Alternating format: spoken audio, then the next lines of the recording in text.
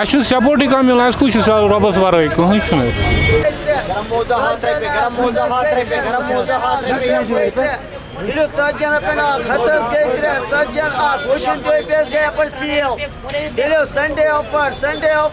तो हमें तो किसी का सपोर्ट नहीं है, कहीं से भी हम पर तशद्दुद कभी भी हो सकता है। तशद्दुद का खदशा तो रहता ही है, सपोर्ट तो हमें किसी का नहीं है।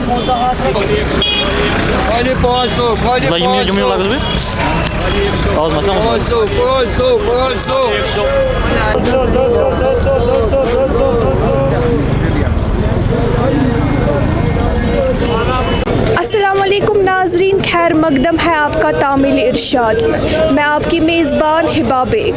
नाजरीन, अभी हम मौजूद हैं श्रीनगर के लाल चौक इलाके में, और जैसा कि आप सब लोग इस बात से खूब वाकिफ़ है कि आज इतवार है, और इतवार के रोज़ यहाँ लाल चौक में एक मार्केट, जाना माना मार्केट लगता है, जिसे आप सभी लोग संडे मार्केट के नाम से जानते हैं। यहाँ मुख्तलिफ जगहों से लोग आते हैं और ख़रीदो फरोख्त करते हैं।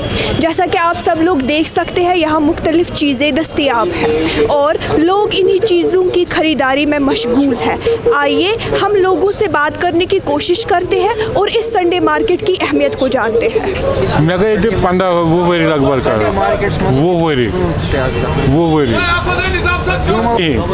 कहीं मार्केट बिहत कसोट सपोर्ट कम मिलान कुछ रबस वर कहीं कुन दह दिवान हफ्तस में दह दिवान क्या दुकान अगर आए तेल बेहतर। जी, मेरा नाम अब्दुल लतीफ़ है और मैं बेसिकली अलीगढ़ से ताल्लुक़ रखता हूँ, और मेरी जो विलादत है, पैदाइश है, वो यहीं की श्रीनगर की है, और स्टार्टिंग से ही हम यहीं पर ही हैं। संडे मार्केट में तो हम बचपन से ही काम कर रहे हैं। तो तकरीबन 15 साल की उम्र से आप मान लीजिए, फिल वक्त मेरी जो उम्र है वो 35 ईयर्स है, और 15 साल की उम्र से हम काम कर रहे हैं। कारोबारी हालत तो काफ़ी संजीदा है, और पिछले संडे के मुकाबले में इस संडे में काफ़ी सुस्त है बाज़ार। जी अच्छा, अब आपका सवाल मैं अच्छी तरह से समझा हूँ। तो जी, आपका सवाल बहुत उम्दा सवाल है, और मैं चाहता भी था कोई आए और इस तरह से हमसे सवाल करे और हम अपने दिल की बात बता सकें। तो आज आपने मेरे दिल की बात की है।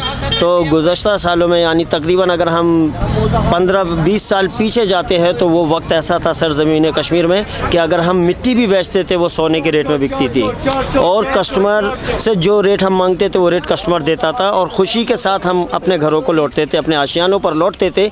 और इस वक्त मौजूदा दौर में हमारा ये हाल है कि अगर हम सोना भी लोहे के भाव बेचेंगे तो ख़रीदार ख़रीदने की वो ताकत, वो इस्तिताअत नहीं रखता है, और रोज़ाना हमें मायूस होना पड़ता है। कारोबारी हालत को देखकर हम तस्करा करते हैं आपस में घर में जाकर कि एक वो दिन था कश्मीर में कि हम मिट्टी भी बेचते थे, फुटपाथ पे शीट बिछा के बेचते थे, सोना भी, वो मिट्टी भी वो सोने के भाव बिकती थी, और आज हम ब्रांड चीज़ें बेच रहे हैं फुटपाथ पे, तो उसका भी कोई हसूल नहीं है। तो ये हम तस्करा अपने घरों पे भी करते हैं इस चीज़ को लेकर के। कमी जो है यहाँ के कश्मीरी जो आवाम है, ये तो माशाल्लाह अल्हम्दुलिल्लाह दिल खोल के खर्च करने वाली ये आवाम है कि जो भी चीज़ इनको पसंद आ जाती है कश्मीरियों को, वो चीज़ की फिर वो नहीं देखते थे कि इसकी कीमत कितनी है। 500 रुपये 7 रुपये आँख, यानी कश्मीरी लोग जो थे, मतलब जब उनको कोई चीज़ पसंद आ जाती थी तो वो उस चीज़ को ख़रीदते थे, ख्वाह उसका रेट कितना ही हो, उसकी कीमत में कितना ही इजाफा हो, वो उसको ख़रीद लिया करते थे। तो जैसे कि बाहर से जो लोग आते थे वो थोड़ा हमें परेशान भी करते थे, बारगेनिंग भी करते थे, मतलब कश्मीरी आवाम जो है वो ख़रीदती थी रेट टू रेट। उनके बच्चों को कोई महंगी से महंगी चीज़ पसंद आ गई, वो अपने बच्चे को रुलाते नहीं थे, दिलाते थे महंगी चीज़ अपने बच्चे को, मगर ख़रीदते थे। लेकिन आज वो कंडीशन है कि बाहर के लोगों से ज़्यादा कश्मीरी यानी बारगेनिंग करते हैं हमारे माल के साथ।